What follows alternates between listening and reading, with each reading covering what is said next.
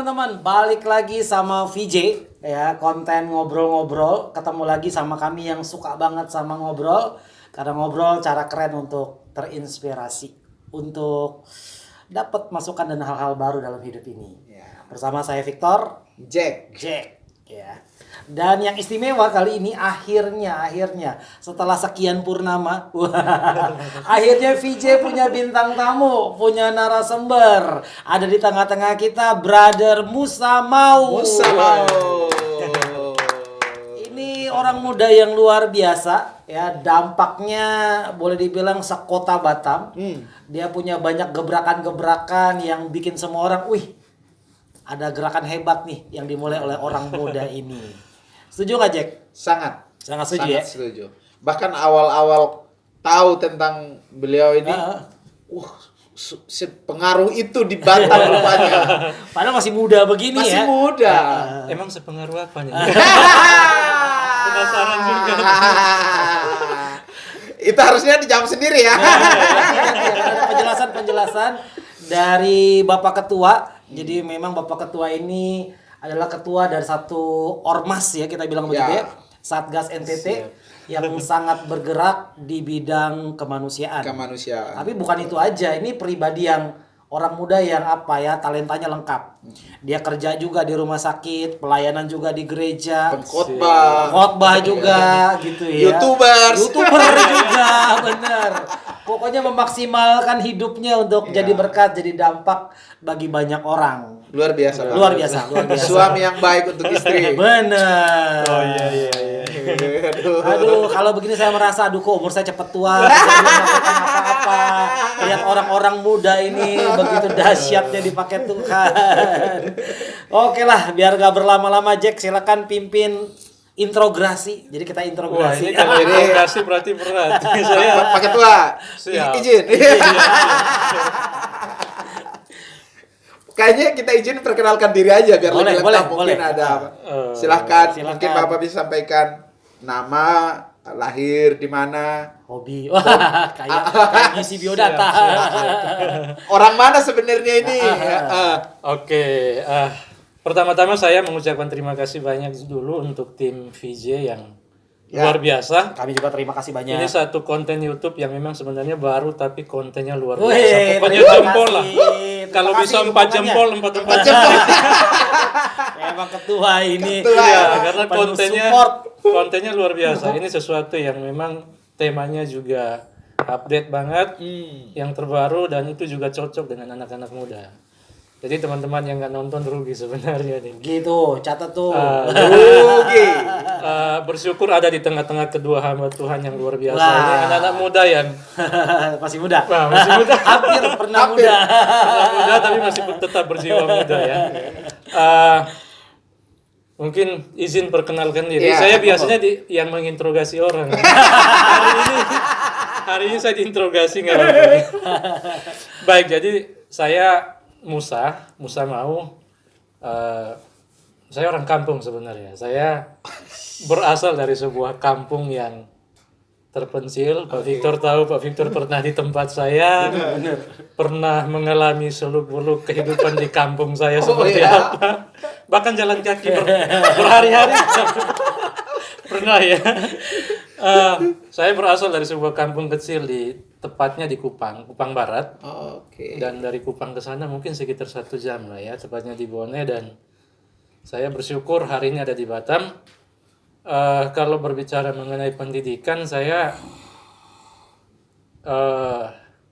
setamat SMA di tahun 2014 dulu, sempat masuk ke Unkris. Kalau teman-teman dari Kupang tahu Unkris Artawacana, sempat masuk ke sana ambil jurusan perikanan. Hanya di semester 4 saja Om Jack dan Pak Victor. Jadi semester 4 tiba-tiba ada dapat tawaran ke Jakarta, saya berangkat ke Jakarta dan lulus S1 dari sana, tepatnya S1 teologi. Jurusan 4. Saya lulusan sekolah teologi di sana, dan setelah itu saya juga sempat beberapa tahun di Sulawesi. Oh, sempat di Sulawesi. Sempat sekitar 2 atau 3 tahun di Sulawesi. Ya? Makanya jumpa istri di sana. Oleh-olehnya dapat istri. Oleh-olehnya itu. Oh, sebenarnya kalau nggak ada jumpa istri mungkin nggak disebut solusi juga ya. Oke, ya terus Pak. Lalu beberapa tahun di sana saya berangkat ke Batam juga. Saya percaya itu anugerah Tuhan, cara Tuhan untuk membawa saya ke tempat sini, ke Batam. Saya berangkat karena dibawa oleh seorang pengusaha yang dulu punya banyak sekali usaha di Batam dengan tujuan untuk nanti bekerja di Batam. Dan begitu tiba di Batam ternyata juga ada beberapa hal yang Tuhan kerjakan luar biasa. Dan akhirnya baru sekitar tahun kemarin lulus S2 di Batam sini juga. Keren. Juga jurusan agama Kristen. Agama Kristen Iya, juga. mungkin Itu dulu. itu dulu. Luar biasa ya. Memang tadi kalau udah sempat dibilang ya saya kenal Musa ini udah lama. Waktu masih sangat muda belia. Tapi saya ingat orangnya sangat aktif gitu ya. Kalau ke gereja apa aja yang perlu dia kerjain pasti dia kerjain. Dia nggak banyak orang sini bilang nggak banyak cengkonek apa yang dia bisa kerjain. Banyak ngomong ya. Pasti dia buat sesuatu buat gereja. Jadi kalau hari ini saya lihat Musa seperti ini agak nggak terlalu heran sih. Memang pribadinya terus bergerak, terus berusaha jadi berkat, terus berusaha jadi dampak dalam kehidupannya. Itu luar biasa. Saya merasa semua itu karena anugerah Tuhan. Memang kalau bukan Tuhan ya saya nggak tahu lah karena memang ya jujur saya orang kampung, benar-benar orang kampung dan kalau hari ini bisa ada di posisi ini itu semua karena anugerah Tuhan. Makanya ya saya tak pernah berhenti untuk mengucap syukur kepada Tuhan karena luar biasanya itu. Wow. Luar biasa.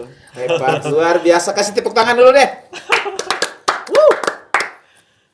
Tapi meyakini panggilan Tuhan sendiri dalam hidup Musa prosesnya itu seperti apa gitu ya kan. Walaupun ya sepertinya kelihatannya tidak melayani di dalam gereja, tapi kan ini juga sebuah pelayanan yang luar biasa. Pasti ada panggilan yang sangat kuat di hati Musa untuk melayani.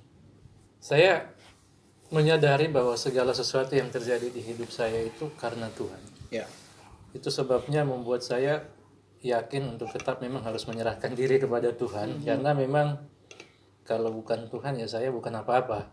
Dan memang saya juga sejak kecil seperti Pak Victor sampaikan tadi memang udah cukup aktif juga di gereja.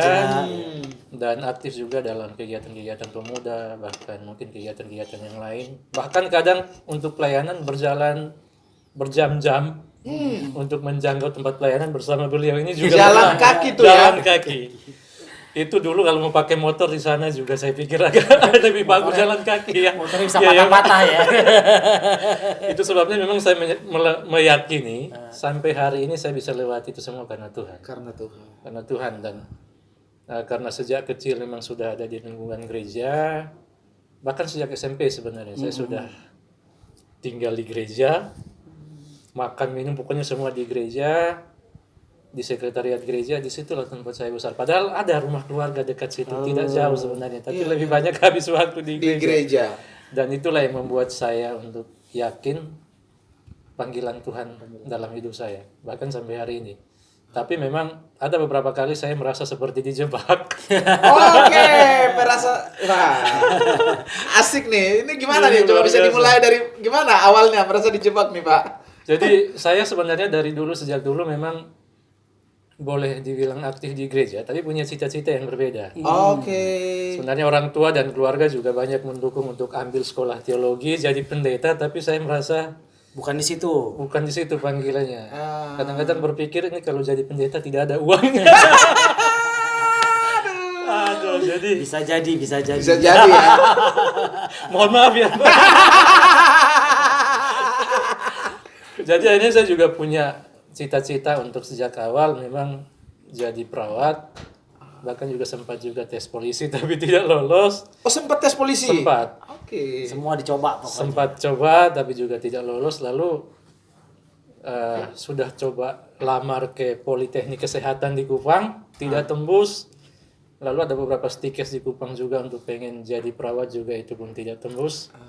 Pada akhirnya ya terpaksa harus masuk ke Unkris itu di Fakultas Perikanan. Kupang. Di Kupang. Oke. Petrus jadi perikanan. Jadi memang seiring berjalannya waktu saya pikir oke lah daripada nggak kuliah, ya udahlah mending ambil perikanan. Karena kebetulan banyak sekali senior di gereja waktu itu juga yang memang lulus dari Perikanan itu. Perikanan, Oh. Jadi sebenarnya karena daripada udah nggak sekolah, mendingan masuk perikanan betul. deh. Betul. Oke. Nah terus kok bisa lari ke teologi, gimana ceritanya? Dari ikan-ikan kok langsung Lari ke itu ya. Bapak ikut Petrus ya? Iya. Penjara-penjara ikan. Kebetulan beliau dulu nelayan, jadi mungkin. Jadi penjala manusia. Iya, jadi saya akhirnya setelah semester 4 di tahun 2016 kalau tidak salah, saya tiba-tiba jumpa dengan seorang teman yang menawarkan mau nggak kuliah ke Jakarta. Wah, tantangan besar. Jadi, Peluang besar. Saya pikir kuliah di Jakarta sesuatu yang luar biasa nih, Wow. karena sebut Jakarta saja, Jakarta wah, saja ini udah. Monas nih. tantangan luar biasa nih, kesempatan lihat Monas nih, saya pikir. Kesempatan lihat Monas. Ditambah lagi ketika saya coba tanya kuliah apa di sana, mereka sampaikan ada jurusan keperawatannya juga. Wah, yang memang cita-cita dari awal. Iya, lalu ada juga teologi, ada Pak. Jadi saya coba pastiin apakah benar memang keperawatan itu ada. Iya, ada. Oke. Akhirnya saya ambil keputusan tinggalkan kuliah yang Yang Ikan sudah berjalan, yang sudah yang berjalan. sudah berjalan itu dan akhirnya berangkat. Jadi perahunya ditinggalin ya. Berangkat ke Jakarta, tinggalin perahu. Cari perahu yang lain. Cari perahu yang lain. Oke, dan sampai Jakarta. Jadi akhirnya ambil keputusan berangkat bersama teman-teman, ada sekitar belasan orang lah kami berangkat dari Kupang. Begitu tiba di sana ternyata pelangnya itu sekolah tinggi teologi. Jadi saya pikir ya udahlah ini Pendeta lagi nih kelihatannya saya gitu awalnya ya. berpikir positif dulu nih, saya pikir oke lah mungkin ini sekolah teologi tapi dalam ada memang jurusan keperawatan Kesehatan. Jadi coba masuk, rupanya setelah ada di dalam itu baru kaget. Makanya saya bilang jebakan tadi. Ternyata yang jurusan keperawatan tadi itu hanya sebuah jurusan pelengkap untuk memperlengkapi hamba-hamba Tuhan yang lulus di sana. Jadi ketika sekolah di sana ambil jurusan teologi ataupun PAK, ketika ditempatkan di daerah terpencil yang tidak ada puskesmasnya, Bisa sulit dipakai. cari rumah sakit, bisa pakai kemampuan untuk Memberikan pelayanan memberikan kesehatan. pelayanan kesehatan walaupun statusnya sebagai hamba Tuhan, dan itu memang saya pikir juga luar biasa. Dan saya berpikir wah ini memang udah terperangkap dalam jebakannya, terjebak luar biasa. Saya pikir udah memang tidak bisa pulang lagi. Oh ya udah Jakarta ya. Di Jakarta udah ada di dalam ya mau nggak mau terpaksa ambil. Ya udah akhirnya karena saya lihat memang jurusan keperawatan itu ketika lulus ya tidak ada jurusan, tidak ada ijazahnya. Ijazahnya cuma ijazah S1 teologi atau S1 PAK, tapi yang keperawatan itu sendiri belum ada. Keterampilannya punya tapi nggak muncul di jasa. Ijazahnya tidak ada. Karena memang dari kampung kan saya berharap ambil jurusan kesehatan supaya selesai ya pakai ijazahnya lamar jadi PNS atau mungkin bisa kerja di rumah sakit, ternyata Karir yang lebih mapan ya, yang lebih jelas. Tapi kita percaya ya, artinya bagaimana Tuhan membimbing panggilan kita dari satu waktu ke waktu. Bagi Musa sendiri, semua yang sudah terjadi itu sia-sia nggak sih atau membentuk Musa yang sekarang ini?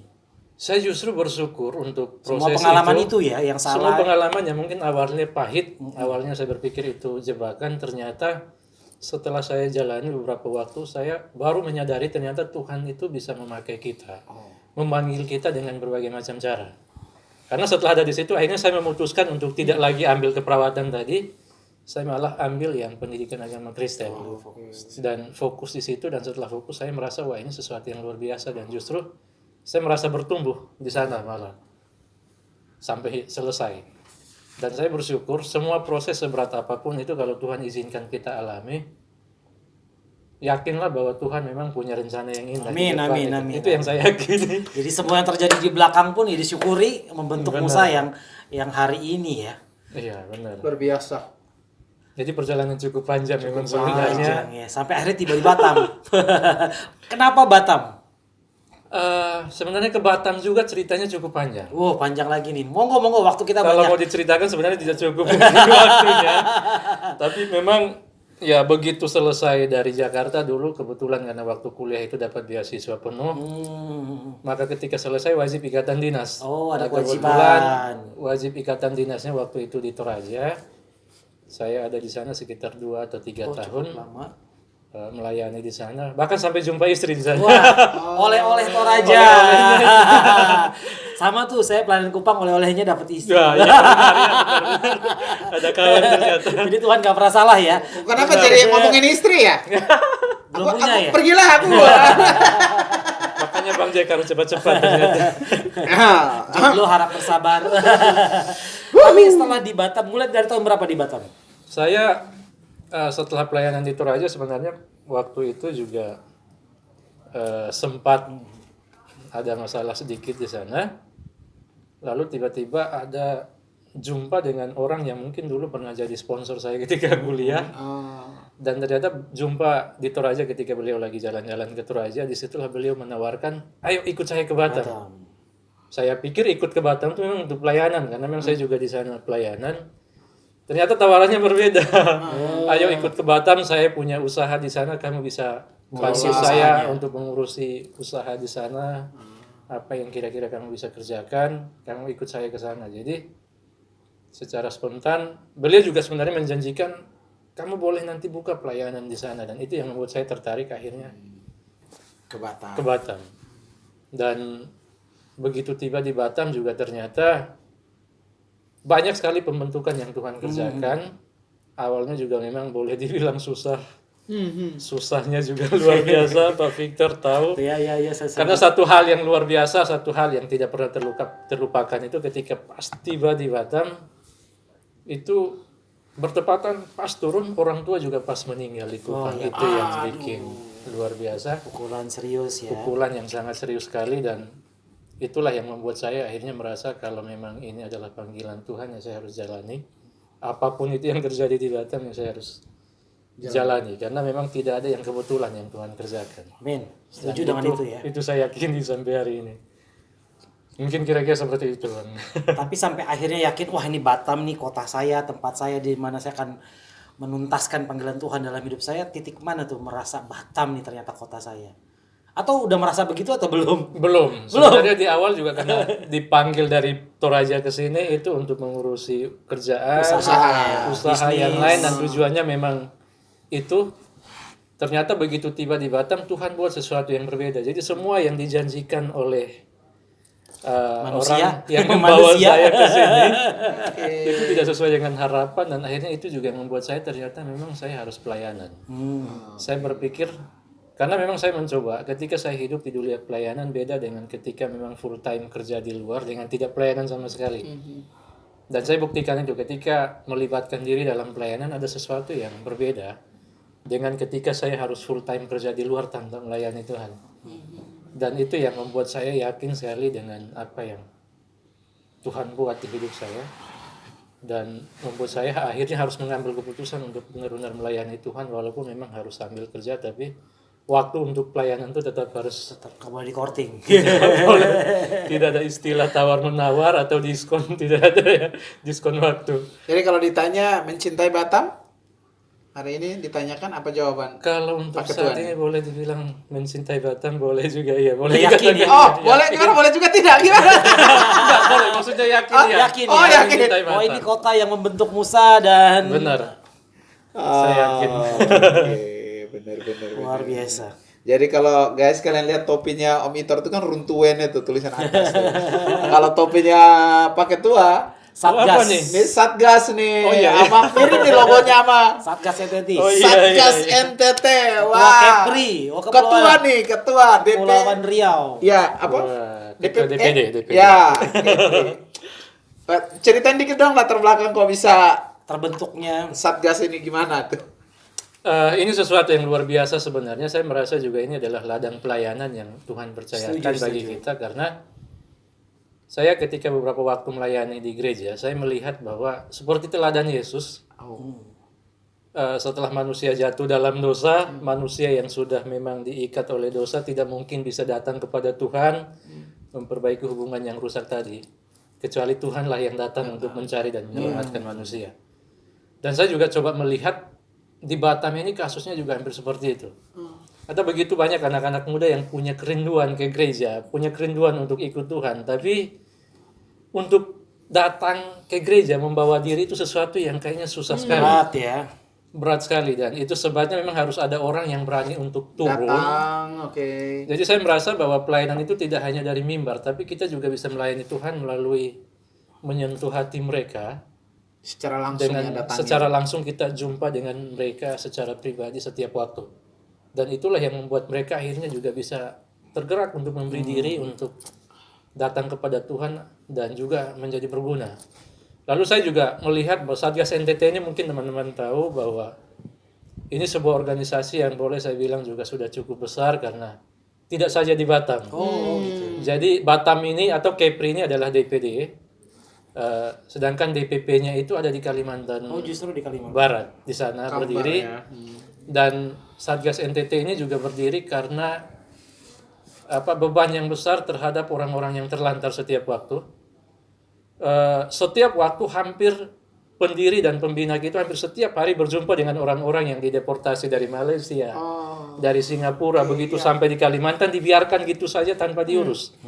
Mereka tidak punya keluarga, tidak punya uang, tidak punya apa-apa untuk dimakan, dan terlantar tidur di emper-emperan toko, bahkan di daerah-daerah perbatasan, bahkan ada yang tinggal di kebun tuh sampai puluhan tahun.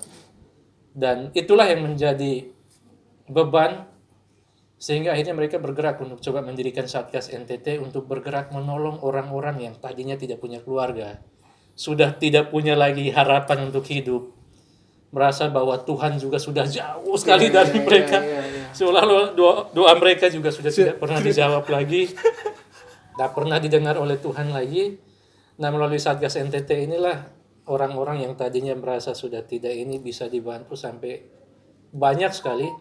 Di catatan kita sudah sekitar lebih dari 500-an kasus orang yang kita bantu. Ini di Batam atau termasuk yang di Kalimantan? Termasuk Kalimantan. Yang kita bantu, yang tadinya tidak punya apa-apa, kita bisa bantu sampai pulang, jumpa dengan keluarganya kembali di KNTT. Jadi mereka yang tadi diterlantarkan dibantu oleh Satgas dikembalikan kepada kita keluarga. Kita bisa pulangkan dengan kita bantu dengan dana segala macam kita bantu.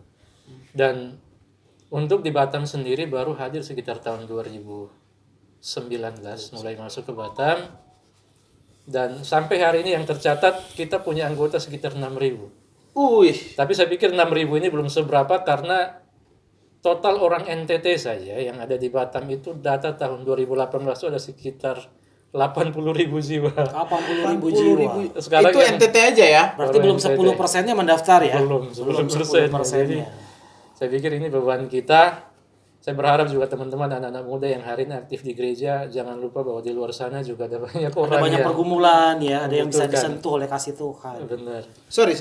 Itu yang 80.000 itu yang khusus ada di Batam apa udah di Kepri? Yang ada di Batam. Batam Di aja? saja ya. Belum Kepri. Kemungkinan besar segitu yang besar. Ya. Memang besar, cukup besar. Itu pun yang terdata, yang nggak terdata lagi pasti benar. lebih besar lagi. Kan? Nah, memang yang jadi masalah juga dari sekian puluh ribu orang yang ada, justru yang terdaftar di data di pemerintah itu cuma 160 orang. 160 orang yang terdaftar di Disnaker dari 80. Dan itulah data akurat yang kita dapat dari Dinas Tenaga Kerja dan Dinas Sosial, dan akhirnya memacu kita untuk memang harus bergerak ya. Harus turun ya, kita sendiri harus jemput bola ya. Benar. Ini luar biasa. Karena ada banyak orang yang akhirnya juga meninggal sia-sia di Batam tanpa ada yang memperdulikan mereka.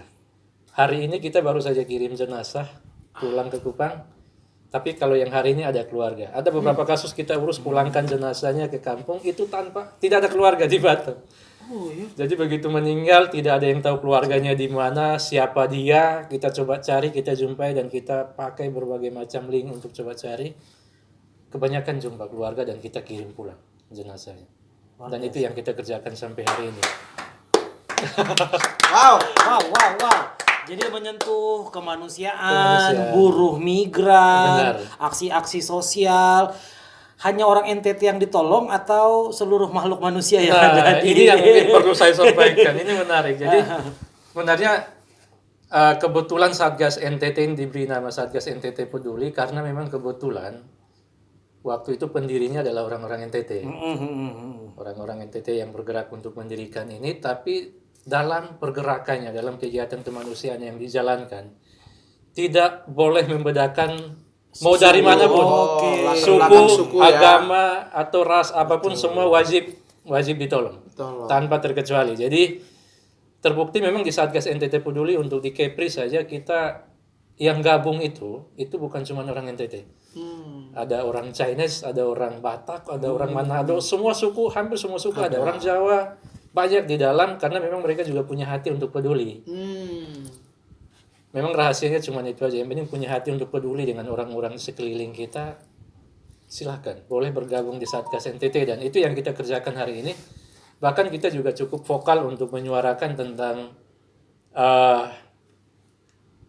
pekerja ilegal yang mungkin baru saja beberapa hari yang lalu ada yang tenggelam dan itu sesuatu yang luar biasa.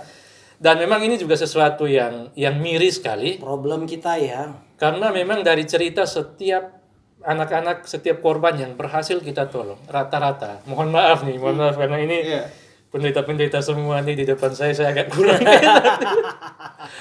Jadi rata-ratanya yang merekrut mereka, mengirimkan mereka untuk berangkat ke Batam itu hamba-hamba Tuhan. Serius. Waduh. Serius. Karena memang anak-anak kita di NTT rata-rata kalau hamba Tuhan yang ngomong itu seolah-olah Tuhan yang berbicara. Jadi wajib didengar, tidak boleh tidak. Nah ini juga mungkin melalui kesempatan ini saya minta tolong teman-teman bahkan hamba-hamba Tuhan di daerah Untuk nggak mudah ya. jangan mudah untuk percaya dengan siapapun dia mengatasnamakan hamba Tuhan untuk kirim pekerja ke sini karena sudah lebih dari 200-an kasus anak yang kita tolong dikirim oleh hamba Dikirim Tuhan. oleh dari Hamba daerah. Tuhan. dan itu karena janjinya dibilang bahwa di sini juga yang nanti akan mempekerjakan tuh hamba Tuhan. Ternyata kebanyakan setelah ada di Batam juga tidak sesuai dengan ekspektasi. Ya saya yakin juga hamba Tuhan itu nggak bermaksud jahat mungkin Benar, ya. benar. Cuman karena kurangnya informasi dan pengetahuan. Benar. Jadi ada baiknya memang berkoordinasi dengan Satgas NTT nih. Satgas NTT. Benar. Ya berharap Jadi lewat memang- konten ini orang jadi tahu sepak terjang Satgas Benar, NTT. Kalau butuh bantuan, gimana caranya untuk mengakses Jadi bantuan memang- dari Satgas NTT? Iya, seperti yang Pak Victor bilang tadi bahwa memang kami juga tidak menyalahkan hamba-hamba Tuhan yang ada karena memang yang merekrut dari sini juga mengatasnamakan diri hamba Tuhan. Walaupun pada kenyataannya bukan hamba Tuhan. Hamba uang. Salah.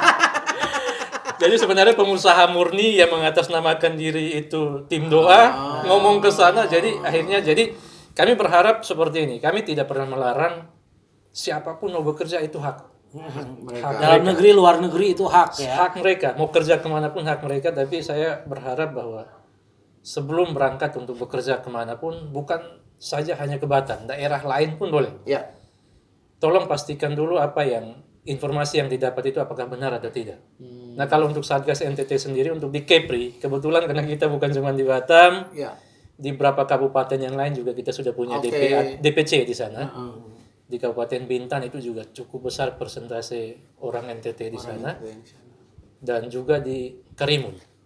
Nah kita berharap bahwa ketika ada yang mungkin mau berangkat ke Batam untuk bekerja atau mungkin dengan alasan sekolah atau apapun, saya pikirkan tidak harus ke Satgas NTT pun nggak apa-apa. Ini ada hamba-hamba Tuhan orang di sana yang memang tahu Situasi di situasi di Batam. Batam. Ya. Paling tidak kan mungkin bisa memastikan benar tidak tempat yang Betul. dituju.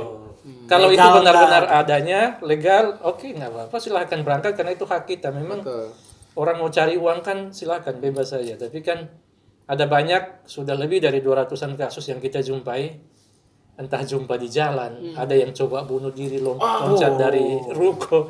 Karena memang yang dijanjikan itu tidak sesuai dengan Harapannya. harapan yang dijanjikan. Dan itu sesuatu yang miris sekali.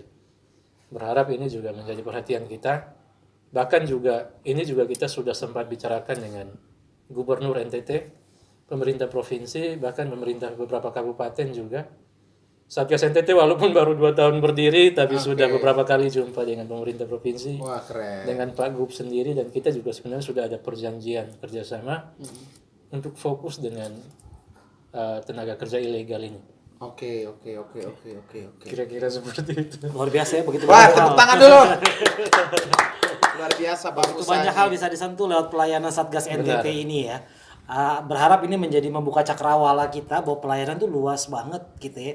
Apa yang dilakukan Musa dengan Satgas NTT, kita masing-masing dengan bagian kita, ayo bergerak buat kota ini, berdampak baik buat kota ini. Dan memang sesuatu yang unik di Satgas NTT itu hampir seluruh pembina, penasehat dan pengurus itu adalah hamba-hamba Tuhan. Oke. Dan ya memang rata-rata semua penasehatnya adalah pendeta-pendeta yang memang juga punya hati terbeban untuk kegiatan-kegiatan kemanusiaan ini. Jadi akhirnya Satgas NTT itu jadi seperti sebuah ladang pelayanan tanpa harus membawa nama gereja. Ya. Tapi di sana kita bisa melayani semua orang dari semua latar belakang. Itu hebat. Pelayanan apapun itu, baik itu pelayanan secara rohani, bahkan kita juga punya komitmen untuk sebulan sekali minimal harus ada ibadah bersama. Karena memang kita menyadari bahwa kekuatan kita untuk bergerak, untuk bisa peduli dan menaruh hati berkorban bagi orang lain itu adalah kekuatan dari Tuhan. Dari Tuhan. Karena ketika kita bergerak untuk peduli terhadap semua orang itu, kita harus banyak berkorban malah. Bukan saja tenaga, tapi bahkan isi dompet pun harus harus berani keluar. Nah, tidak semua orang berani melakukan itu kalau bukan panggilan. Iya, benar. Pengorbanannya luar biasa. Kami bisa lihat dari postingan-postingannya. Jadi buat teman-teman yang belum mau tahu kegiatan Satgas NTT, mereka ada Facebooknya ya. Facebook ada Satgas NTT Peduli Kepri, ada juga channel YouTube-nya, channel ya Satgas NTT Peduli Kepri juga, bahkan juga semua informasi tentang semua pengurus tentang kegiatan kita juga bisa diakses di sana. Oke, good. Jadi kalau orang mau ngasih dukungan gitu, nggak harus jadi anggota Satgas NTT ya. Tidak harus. Misalnya saya mau kasih bantuan ini nih, saya tertarik sama pelayanan seperti ini. Nah benar, jadi tidak harus jadi anggota. Tapi segala bentuk dukungan atau apapun itu boleh melalui Satgas NTT. Bahkan kita juga membuka diri beberapa waktu belakangan. Ada orang-orang yang tergerak untuk memberi bantuan berupa sembako lewat Satgas NTT. Kenapa Satgas NTT? Karena mereka melihat di Satgas NTT ini majemuk, nggak hanya suku-suku tertentu saja. Ini catatan penting ya. Tidak hanya agama tertentu universal. saja. Semua agama dibantu, semua suku dibantu, bahkan di luar NTT pun wajib dibantu. Kalau memang dia benar-benar membutuhkan bantuan. Kalau office-nya sendiri udah ada belum? Kantor Satgas udah ada jadi ya? memang kita bersyukur anugerah Tuhan luar biasa. Memang kita lihat kan ini pelayanan kemanusiaan yang benar-benar murni. Dan ada banyak orang yang melihat itu sebagai sebuah pelayanan yang benar-benar dijalankan dengan ikhlas. Jadi kita bersyukur di awal mulai Satgas NTT berjalan, ada tokoh yang luar biasa juga punya hati untuk itu, memberikan kita ruko yang dipakai gratis. Rukonya luar biasa di tempat yang strategis, dan sebenarnya kalau mau disewakan juga itu bisa puluhan juta. Tapi karena kegiatan kemanusiaan ini diberikan bagi kita untuk gunakan sebagai kantor, dan teman-teman yang butuh bantuan boleh datang ke sana. Kalau untuk yang di Batam pasti tahu lah Angkringan Tepi Danau ya Pak. Oke. Jadi alamatnya di Angkringan Tepi Danau. Nanti alamatnya kita taruh di deskripsi. Ya. Jadi buat teman-teman yang ingin mensupport bantuan bisa langsung ke alamat yang nanti lihat di deskripsi. Bahkan sekalian nomor telepon Pak Ketua ya. Benar, boleh. Jadi memang ada sesuatu yang unik luar biasa sebenarnya, bahwa kita juga menolong orang yang tidak hanya terlantar tadi dalam hal ketenaga kerjaan, tapi juga misalkan yang ketika sakit pengen berobat ke rumah sakit tapi tidak punya BPJS. BPJS tidak ada, uang juga tidak ada, akhirnya lebih memilih untuk bertahan di rumah bahkan sampai meninggal. Sampai meninggal, dan tidak ada yang mungkin membantu mereka. Dan kita bersyukur bahwa Satgas NTT Peduli untuk di Batam saja, di semua kecamatan itu kita sudah punya DPAC-nya. Dan pengurus di DPAC inilah yang bergerak untuk melihat sampai ke daerah yang paling sulit. Kalau boleh dibilang, kalau di Ruli, di Batam ini kan ada istilah Ruli, rumah liar. Itu pemukiman banyak orang-orang kita di sana, dan yang bisa menjangkau itu adalah ada orang-orang kita yang banyak juga sudah bergerak di dalam. Kalau misalkan menemukan ada orang yang sakit di sana, kita siap untuk bantu. Dan memang jujur karena ini murni kegiatan kemanusiaan, kita juga tidak punya sumber dana. Hanya sesuatu yang luar biasa nih Bang Jack dan Pak Victor. Ini juga saya melihat ini anugerah Tuhan lah yang luar biasa yang terus kami syukuri. Ada beberapa rumah sakit yang boleh kasih kita kesempatan untuk boleh berutang dulu. Gitu ya, ada ya. Jadi walaupun kasus tertentu gitu ya. Kita boleh bawa ke sana, boleh berutang dulu, berobat dulu, udah sembuh kapan-kapan ada uang datang cicil boleh. Nah itu yang luar biasa unik. Bahkan sampai hari ini kita punya utang yang cukup besar, di atas 30 juta. Di rumah sakit Di rumah sakit yang ada di Batam, di beberapa rumah sakit. Tapi saya juga kadang berpikir jangan-jangan karena utang ini akhirnya orang juga tidak mau lagi melayani pasien yang kita kirim. Ternyata tidak. Jadi Tuhan buka jalan walaupun masih ada utang seperti itu pun ketika kita ke sana dengan senang hati mereka menerima dan melayani walaupun memang akhirnya harus seperti itu. Harus seperti Karena itu memang ya. itulah yang menjadi Wah, luar biasa ya. kendala kita di sini. Ada begitu banyak cerita tentang Satgas NTT, luar biasa itu, luar biasa. Mbak, minum dulu Mbak. Lagi Terima kasih. sehat bentar. Luar biasa. Wah, asik ya. Tapi prinsip pentingnya itu ya, orang muda ayo bergerak aja, sisanya Benar. nanti Tuhan tolong. Bantuan-bantuan yang dibutuhkan juga akan muncul Pasti sendiri Tuhan dengan akan cara buka Tuhan jalan. yang kita nggak ngerti juga. Jadi memang ya. sesuatu yang unik itu kalau di organisasi yang lain mungkin tokoh-tokoh pemimpinnya adalah orang-orang tua yang kelihatan wibawanya luar biasa, yang punya pengalaman lebih dari kita. Tapi kalau Satgas NTT ini kebanyakan anak muda, orang-orang muda. Sebenarnya Musa sih yang paling muda. Kalau saya lihat yang dipimpin umur-umur semua. Itu luar biasa loh. Orang muda artinya gini, nggak terasa apa ya, orang muda di generasi yang lebih di atas tapi bisa menempatkan diri dengan baik. Itu gimana ya, Mus? Kalau itu tuh luar biasa ya.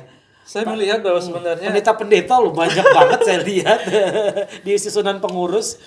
saya melihat bahwa memang sebenarnya anak muda itu juga sebenarnya punya potensi Setuju, untuk setuju. bisa jadi orang yang membawa dampak yang luar Lokomotif biasa di depan di ya. mana saja berada. Yang penting mau memberi diri, Mau memberi diri. memberi hati dan benar-benar sungguh-sungguh mengerjakan apa yang dipercayakan. Jadi memang ada banyak orang berkata bahwa kalau dikasih ke anak muda pasti nggak jalan ini. Idenya terbatas Tapi lah Musa segala macam. membuktikan Jadi- sebaliknya. Tepuk tangan buat orang Iya. muda. Wow. Malam ini ada orang muda yang membuktikan bahwa pernyataan itu tidak benar. Benar. Karena Orang muda bisa ya. bisa. Orang muda itu sebenarnya justru harusnya lebih agresif Betul. dan lebih punya kekuatan lebih untuk bergerak kemana saja tanpa dibatasi oleh waktu, dibatasi oleh apapun. Kalau orang-orang tua kan kadang-kadang dibatasi umur, Fisik. kondisi fisik yang mungkin sudah mulai sakit-sakitan, tapi itu kita buktikan dengan kegiatan di Satgas NTT Peduli. Jam berapapun ada panggilan bahwa ada orang sakit di sini atau terlantar di sini, mau jam 2 subuh, jam 3 subuh, bahkan hampir pagi, jam 4, jam 5 kita berangkat. Jam berapapun itu. Dan memang saya melihat yang bisa melakukan itu cuma anak-anak muda. Kenapa? Karena memang ya saya tidak mengecilkan orang tua. Iya, yang pinggangnya udah mulai sakit. Tapi kan kadang-kadang kita minta orang tua untuk berangkat di jam-jam seperti itu kan kita merasa serba tidak Itu enak. kejam lah. Kejam sekali kalau orang tua kita minta berangkat di waktu seperti itu, dan itu Hebat. sorry. Pak, ambil, terima aja. Santai aja. Selingan ya. Kan podcast kita bersama ya. Ya, luar biasa. Kelvin boleh kasih Vin, tolongin Ya, Vin. siap. Aman. Aman. tas Oke. Ibu. kali itu aja. Ya. Ya, Bang Jack, boleh pertanyaan berikutnya? Nah, itu menarik dengan berbagai kegiatan yang tadi, apalagi masih sangat muda. orang sangat muda. Memimpin disebut, banyak ya, orang, 6.000 orang loh. dan menyebutkan juga aktivitasnya mulai dari malam. Pokoknya kapanpun ditelepon, selagi masih bisa terima telepon pasti akan berangkat. Dan berapa kali sempat saya juga ikut berapa kali tuh. Bener, ya. Sama beliau sama istri kita di mobil bolak-balik tuh antar ke Ya, sini. itu juga pernah. Pernah seperti itu jalan. Nah, ini agak kita lebih mengkerucutkan lebih kecil lagi. Apalagi selain Bapak punya apa itu kegiatan di luar ya, Ya, tadi Satgas segala ya. macam Satgas tadi. Ada nggak kegiatan lain? Saya selain di Satgas NTT Peduli tadi, saya juga sebenarnya bekerja juga.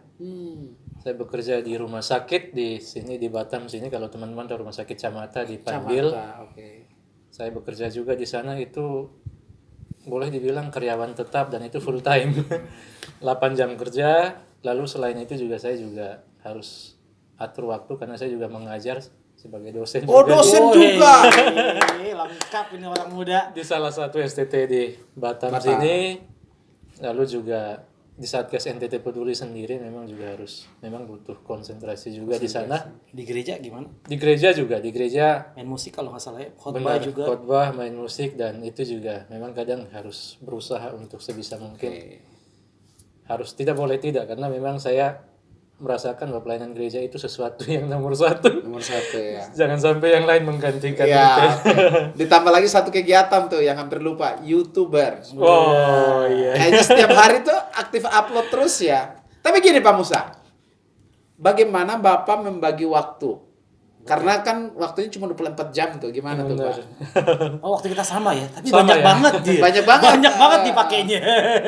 Saya coba berusaha untuk coba yang pertama, yang paling utama dalam sekian banyak kegiatan yang tiap hari kita kerjakan, saya selalu berusaha untuk yang pertama jangan sampai keluarga diterlantarkan dulu. Oke, keluarga nomor satu. Jadi sepakat dulu sama istri, Oke. tapi tetap yang yang paling utama adalah Tuhan tadi pelayanan. Ya. Lalu yang kedua juga memang harus sepakat sama istri. Nah, saya bersyukur memang ya diberikan istri pasangan ya. hidup yang memang selalu mensupport setiap waktu dalam setiap kegiatan. Bahkan juga kadang-kadang kalau saya bilang tadi berangkat subuh, beliau juga harus ikut. Harus ikut menyertai. Nah, untuk membagi waktu memang saya melihat bahwa segala sesuatu memang penting untuk dikerjakan. Tapi ada hal yang prioritas yang memang kita kerjakan. Tapi sebisa mungkin ketika kita merasa bahwa hidup kita ini adalah milik Tuhan, maka apapun itu kalau itu dikerjakan untuk kesenangannya Tuhan, saya pasti akan kerjakan. Wis, luar biasa. Benar-benar. Boleh sibuk, prioritas nggak boleh salah. Tetap punya prioritas di tengah banyak kesibukan. Buat orang muda ini penting banget, banget ya untuk bisa memanfaatkan waktu mudanya dengan baik untuk jadi dampak, untuk jadi berkat. Pak Musa, satu lagi pertanyaan. Siap. Apa sih yang membuat Pak Musa mau lakukan semua ini? Apa supaya pengen orang tahu, saya orang timur nih dari kampung. Saya atau ada apa sih sebenarnya? Saya yang paling utama saya merasa bahwa memang hidup saya ini bukan milik saya sendiri, Wis, tapi milik Tuhan. Artinya bahwa ketika saya ditempatkan dimanapun oleh Tuhan, saya harus bersedia untuk lakukan itu kapanpun dan apapun yang terjadi. Karena memang ketika kita menyadari bahwa waktu kita adalah waktunya Tuhan, hidup kita ini milik Tuhan, apa yang kita mau cari? Amin. Oke. Jadi sebenarnya saya juga tidak pernah pengen terkenal. Tidak melakukan ini semua bukan untuk dikenal orang, bukan juga untuk tiba-tiba ada tawaran mau nggak calon anggota dewan. Tidak. Nanti kita bicarakan di video berikutnya. 2024. Pilih Musa Atau mau. 80.000 suara. Jadi hidupku salah. bukannya aku lagi ya, Oke. tetapi Benar. Tuhan dengan semua rencananya di dalam hidup Benar. setiap Jadi ketika kita menyadari hidup kita adalah milik Tuhan, maka sebenarnya kalau panggilan Tuhan, kita menyadari bahwa itu adalah panggilan Tuhan, maka jangan lakukan dengan setengah-setengah. Amin. Gitu ya. Gini Pak Musa, mungkin ini terakhir, pengen sih berpanjang-panjang tapi nanti dah kita atur waktu lagi karena banyak banget cerita yang bisa digali. Nah, di luar sana nih banyak orang muda yang mungkin sedang bingung waktunya untuk apa. Boleh kamu Pak Musa kasih motivasi supaya anak muda tuh berani mengambil tempat menjadi barisan terdepan untuk sebuah perubahan yang lebih baik. Baik, mungkin ada dua hal atau tiga hal yang ingin saya sampaikan untuk anak-anak muda yang ada di Batam atau di mana saja yang menyaksikan video ini. Yang pertama, mungkin saya balik lagi sedikit kasih gambaran tentang Satgas NTT Peduli tadi. Satgas NTT ini hadir karena sebenarnya ada satu hal yang luar biasa sebenarnya. Ada hal yang membuat kami tersadar bahwa hampir di seluruh Indonesia di mana saja, ketika orang melihat orang Flores yang kulitnya hitam, rambutnya keriting, selalu berpikir ini sumber masalah, pembuat masalah. Preman, Debt collector, sumber keributan, dan kerjanya mungkin paling cuma hanya bisa jadi security. Sumber keributan. Benar. Banyak orang yang menganggap orang Flores itu seperti itu. Nah, Satgas NTT Peduli ini hadir. Teman-teman mungkin ketika lihat di FB atau di mana logonya itu ternyata burung gagak. Burung gagak itu kan sebenarnya kalau di Timur itu identik dengan kegelapan. Kejahatan. Dengan kejahatan. Ketika dengar burung gagak itu bersuara, Pasti ada yang mati nih, ada pasti meninggal. ada yang mati. Ada sial nih. Atau bahasa yang lagi tren itu susah sudah datang.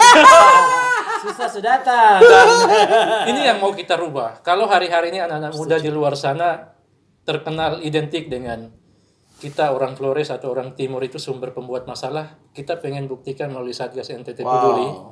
Orang kulit hitam, rambut keriting, burung gagak yang tadinya dianggap sumber masalah tadi ternyata juga bisa dipakai Tuhan untuk memberi makan Elia. Dan orang Flores yang mungkin di luar sana orang menganggap ini adalah sumber masalah, sumber keributan, sumber pembuat onar, Kita pengen tunjukkan bahwa orang-orang yang dianggap seperti itu juga ternyata bisa berubah jadi baik, menjadi peduli, menjadi berkat bagi banyak orang. Amin, amin, amin. Dan yang kedua, saya ingin memberikan semangat kepada teman-teman sahabat yang muda. Jangan pernah berpikir bahwa semua keberhasilan, segala sesuatu yang baik itu miliknya orang-orang tua atau orang-orang yang mungkin pengalamannya lebih.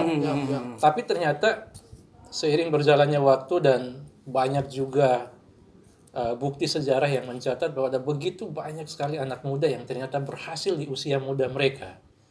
Karena mereka menyadari apa yang menjadi tujuan hidup mereka. Puji Tuhan. Kadang-kadang anak muda ini kan berpikir, kita kan masih muda. Nantilah kalau kapan-kapan Nanti air udah di batang leher. Kerja nantilah, atau mungkin kita boleh lakukan suka-suka hati selagi masih muda, mabuk aja selagi masih muda. Foya-foya dulu, nanti ada waktunya sudah tua baru mulai mikirin hidup. ternyata itu adalah sesuatu yang salah, dan itu bisa dirubah sejak dini. Ada begitu banyak anak muda yang hari ini sudah menjadi berhasil, sukses di usia muda.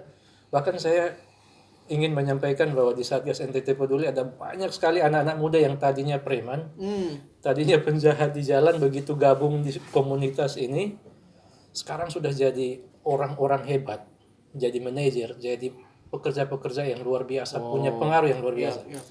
Dan ternyata dulu nama mereka yang waktu masih preman itu terkenal, begitu berubah jadi baik. Itu efeknya, dampaknya justru lebih luar biasa loh. Betul, setuju. Dan itu yang membuat banyak orang akhirnya tertarik pengen ikut Satgas. Apa sih yang membuat mereka bisa berubah? Menarik, menarik. Dan yang paling utama punya tujuan hidup. Mari sadari bahwa hidup kita punya tujuan yang harus kita kerjakan. Lalu yang kedua, ingat bahwa Tuhan tidak saja menciptakan kita untuk udah gitu saja, tapi ada banyak hal yang ternyata harus kita kerjakan. Dan kalau kita menyadari bahwa hidup kita juga adalah milik Tuhan, maka segala sesuatu yang kita kerjakan pasti ada dalam lingkarannya Tuhan, koridornya Tuhan. Mungkin kira-kira seperti itu. Luar biasa. Terima kasih buat Pak Ketua. Terima kasih juga buat Satgas NTT secara menyeluruh. Terima kasih buat sepak terjangnya yang sudah sangat memberkati Kota Batam untuk orang muda di luar sana. Biar menjadi inspirasi, bisa menjadi contoh, bisa menjadi teladan. Ya, jadi kita berharap next waktu bisa bercerita lebih banyak lagi. Sepertinya ada banyak hal yang perlu kita gali lebih dalam. lebih dalam lagi. Nah, menambahkan sedikit saja. Setiap kita punya waktu yang sama 24 jam.